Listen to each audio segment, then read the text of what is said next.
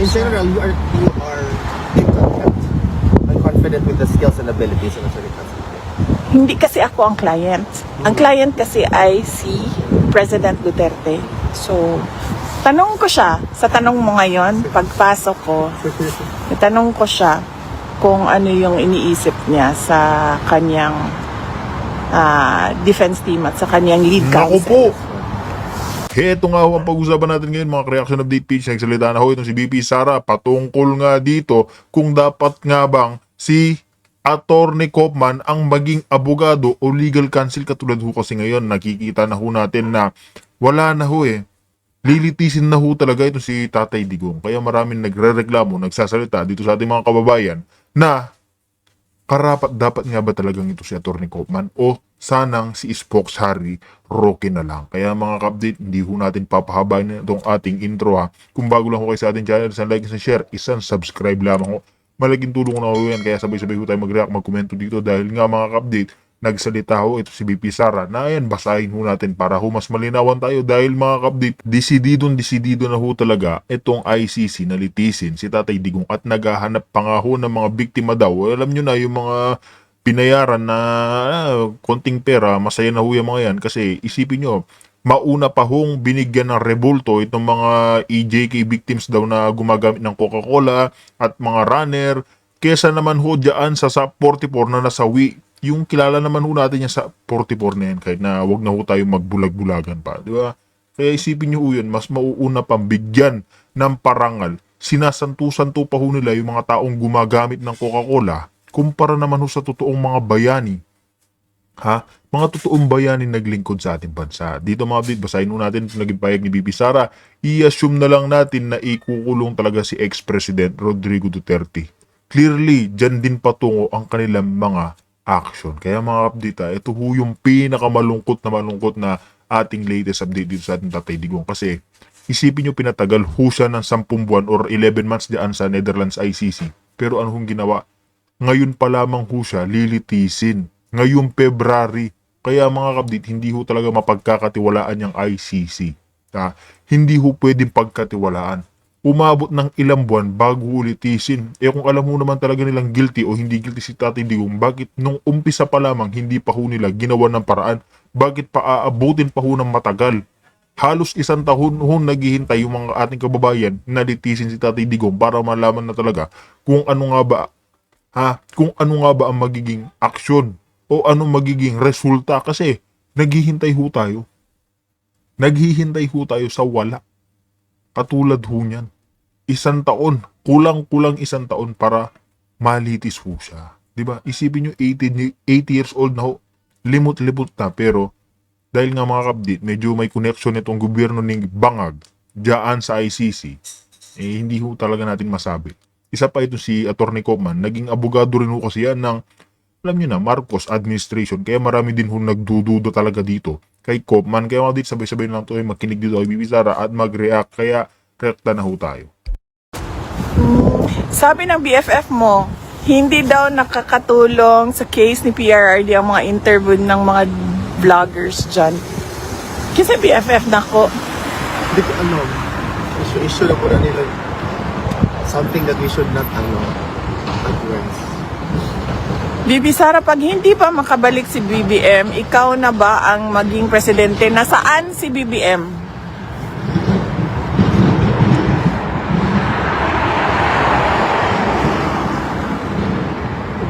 Asa rin si BBM?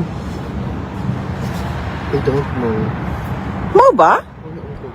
Ayan mga kapatid, nahanap po nila si BBM kasi nga medyo hindi na ho maganda yung kalagayan ni Ngagba kasi alam niyo na mo kung yung issue niya ngayon dyan sa bituka niya. Sa sobrang puyat, ibig sabihin ho niyan mga kapatid, the end is near na ho kay Marcos Jr. Nalalapit na ho talaga yung mga, alam niyo na yung panalangin ni Miss Cara, parang unti-unti na ho natutupad. Unti-unti na ho natutupad, di ba? Ngayon, wala na naman si Marcos Jr. Sinasabi ho ba na pag ba na ganyan si Marcos Jr., alam nyo na yung alam nyo na yan mga update si BP Sara na daw ba yung papalit? Yan yung malaking katanungan ng ating mga kababayan na nakikita na ho natin na oras na yan na bumalandra na si Bongbong Marcos mga update. Ayan na. luluklok na ho ang another Duterte. Yan ho yung pinakahihintay natin, di ba? Para malinis naman ho yung gobyernong puno ng magnanakaw. I think he's under medical something. Oh, may last report. Wala siya ikuan? Public events? Wala pa siya. Recently, days ago, wala pa siya public Ano ba? appearance. So mo gid ito ingon ni Senator Amy sa iyahang statement na may nagkakasakit dahil hindi inaalagaan. Ano ginang kinabuhi gyud.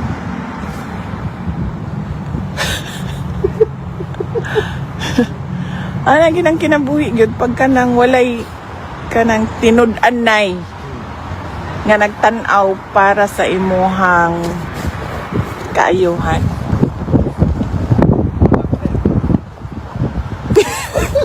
Oh.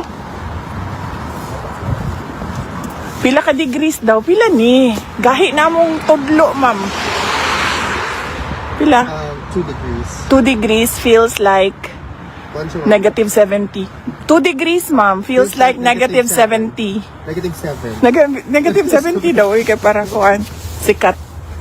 Para sikat.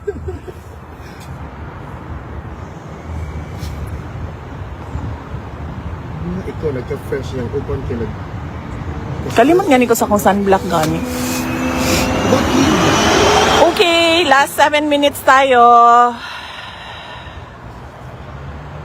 Si Moishi Kiling nag-interview na kay San Pedro. Makatawa man ko aning mga Bisaya, oy. Kay kanang, ang joke na to ba? Parang kasabot. Ulagi niya sa uban nung kanang offended. Yes, yes. Offended na sila kaayo. Pagkahuman, kanang yaga-yaga sa Bisaya. Kanang, di lang siguro nato seryosohon tanan. Sabton ang kultura ba? Inclusive mang kahata nga katawhan. Sabton ang kultura. Kung ang kultura sa mga Bisaya, yaga, magyaga-yaga. Nya daghan kaayong mga pakatawa. Di siguro ma-offend dayon ang ubang tao.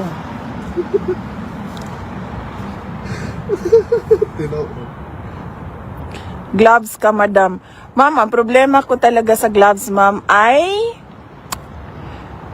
napapagod ako sa kakasuot, katanggal, suot, tanggal, suot, tanggal, suot, tanggal. Kaya pinababayaan ko na lang magka-frostbite yung aking daliri. Kasi ayaw ko na magsuot tanggal ng gloves. Well, another question di ay, ipapak na siya sa kapay. What do you have to say to the detractors who, by the way, have a lot to say about the League Defense Council of your father? Oh. Lately, not doing a good job, it took very long time, ganito ganyan, not winning any motions, ganito ganyan. Oo. As the daughter of your father, what is your position in as far as this founded or unfounded comments with respect to your legal defense? Unang-una, no, detractors naman ka sila. So, ano maka-expect pa man tag maayo ang ilahang isulti? I mean, detractors na ang tawag mo sa kanila. So, bakit pa tayo nag-iisip na meron silang magandang sabihin? Pangalawa, nagkaroon naman na ng second opinion, third opinion sa ibang lawyers na magagaling din.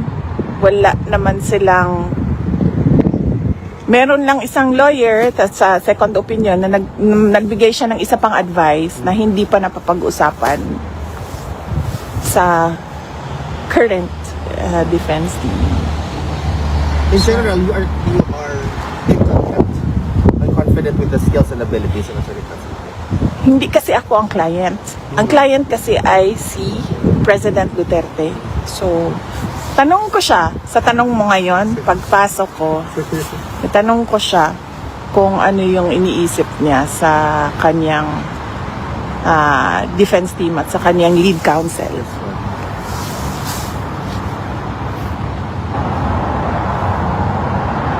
Masuko daw, ingon si Oscar Lita, masuko daw sila, kaya di manggod daw sila kasabot sa Bisaya. Dito. Diili sila kamao magbinisaya. Mo na masuko sila. Because we're so versatile, we can talk Filipino or whatnot. Kani. VP Sara, why is thrilling init kaayo ang dugo sa imo ha? Sigira kanya kasuhan, dili jud siya kapuyon. Kibalo ka gipangutan na banggid nako si President Duterte ana ma'am. Unsa may gi problema ani ni Trillanes? Tapos ingon si PRD, kibalo ka unsa na day? Anak wala lagi, wag ko kasabot. Unsa? Kani ana siya. That is ENVY. Envy. Na nakaana gud ko.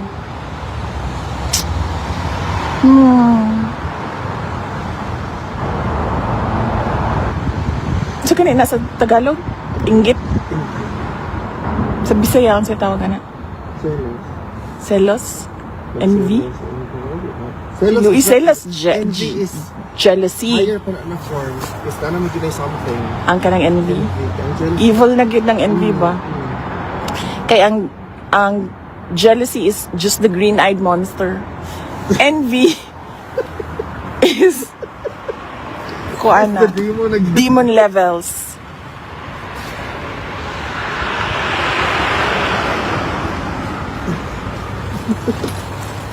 Okay. Okay, nakasuti.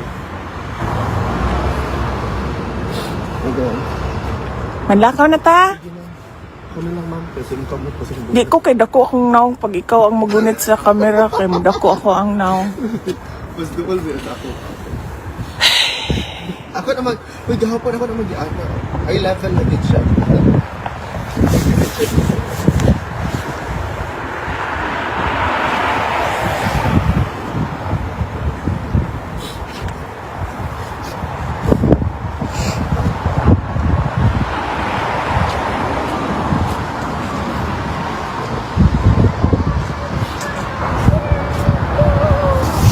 Do you feel?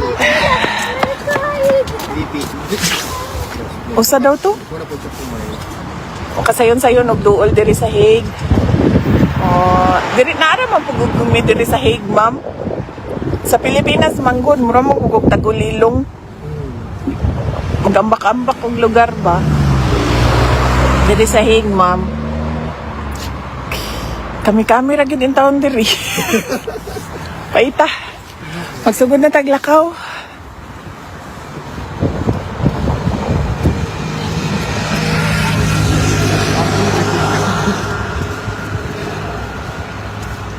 Vlogger na. Vlogger na. Kapuya man di ani. Maggunit og cellphone be. Ayaw lagi kay kanang ikaw maggunit. Ako kay akong naw. Kulay gunit kay gamay akong naw.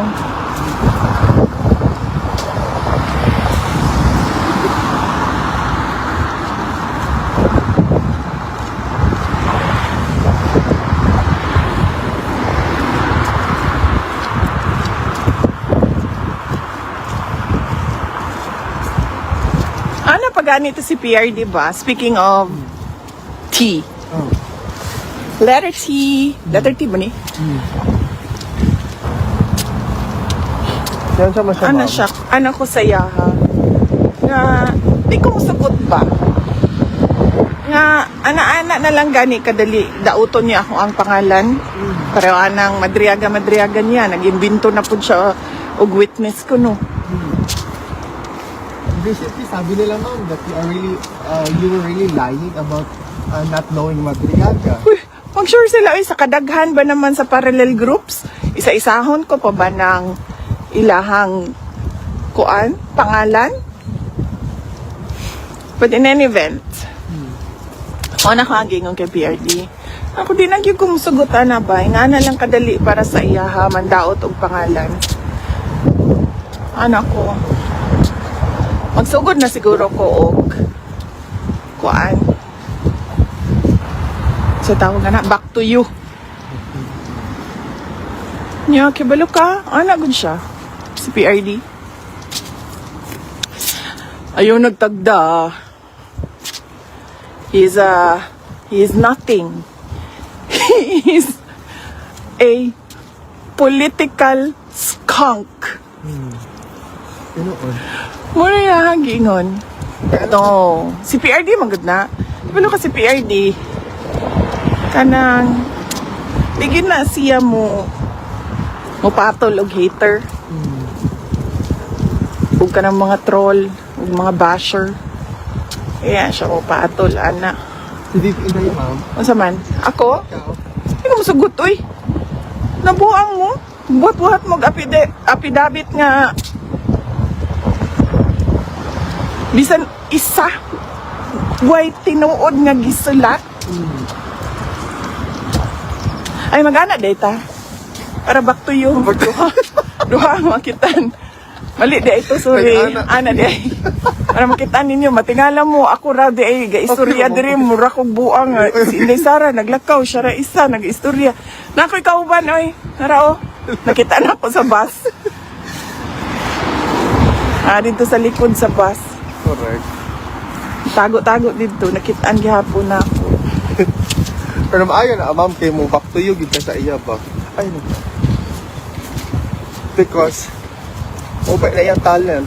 But a lot of Filipinos are already saying, ma'am, na Uy, kadot lang. Pakita lang na ako sa inyo, no? Kaya lang.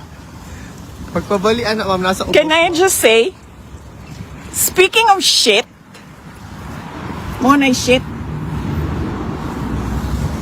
na yung mga taong shit sila.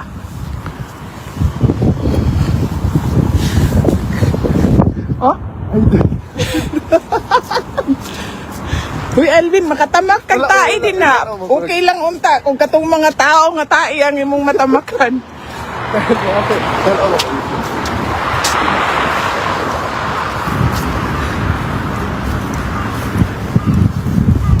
na mapil ang mga mapildi sa imo ha, ang maulit mapildi mo din yung term sa to about sa Oo, sa ato, lagi.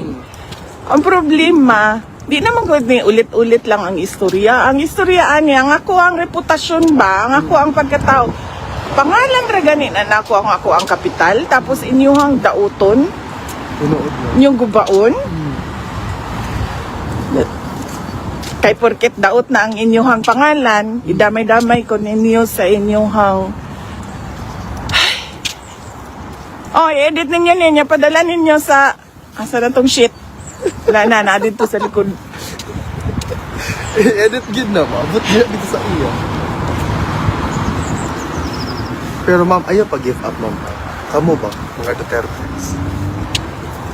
Ayaw mo pag-give up, isa-isa na ba gid mo. Kaya na. Wala man no na sa ko. Sa may give up na ako. Nga wala may eleksyon. Vice President man ko karon. Oh. How about ma'am, ang ay mohang opinion anong mga mayors, some political individuals already expressing their support come 2028 election sa imo? There's already a few.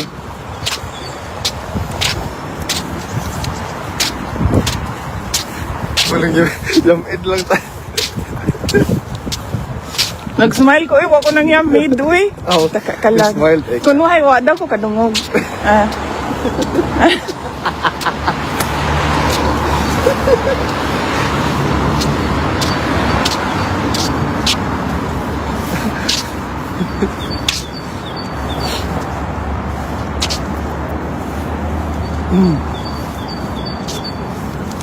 Ang third impeachment traba against PBBM, ma'am, was not accepted or endorsed even. And si Mike Arroyo released a statement about such an occurrence. Do you... Mike Arroyo? Ah, Mike Defensor. Mike Defensor, I'm sorry. Mike Defensor, rather. Apil-apil ni mo ang tigulang. Sorry, sorry. Apil-apil ni mo ang mo'y labot. Correct, sorry. Wrong ko ato gang. Kato lang Mike Defensor. No comment pa rin ka sa development. Of course. Tama. Di man po nutuo ang mga tao, VP. Precisely. Pareho mag-isulti ni PRD. Insya, bisan po magbalik-balikon na nila o pandaot imuhang ngalan kung ang tao walay kredibilidad. Ngayon siya. Di po na mutuo ang mga tao. Tanaw lang nato. Tanaw lang nato. Depende sa adlaw. Kung sakto ang tulog. Sorry. Okay. Ma'am, thank you, ma'am, ha. Magpasalamat ko kaninyong tanan. Giubanan ko ninyo. Magpasalamat ako sa inyong lahat. Sinamahan ninyo ako maglakad galing sa bus stop. Papunta dito sa... Saan pagbasa na? Penitentiary in Rechting Hackland. Penitentiary in Rechting Hackland. Okay. Thank you, ma'am, ha. At, ulo! Nana po do! I like this. Cute mo gud yung kaanak mo yung na. Oh, lagi gani. Usaba daw to, be.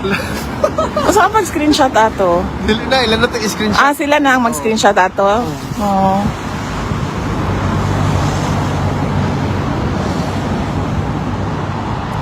Pasalamat ako at kailangan ko na pumasok dahil i-process pa nila ako. I-check pa nila kung si Inday Sara ba talaga ito o alien na ito. Diba? Mahal ko kayong lahat. Maraming salamat. Mag-ingat kayo at huwag abusuhin ang katawan dahil mahal, magastos ang magkasakit. Maraming salamat. Mabuhay kayo. Thank you, VP. Thank you. Ako na. Trabaho na, Andrea. Thank you, ma'am, ha. Kita. Pag imuhi pa ang account, trabaho ba'y tawag, Ana? Dili, uy. Iya. Ay, Kalingawan. mag-selfie sa tamam. Lingaw-lingaw lang, good.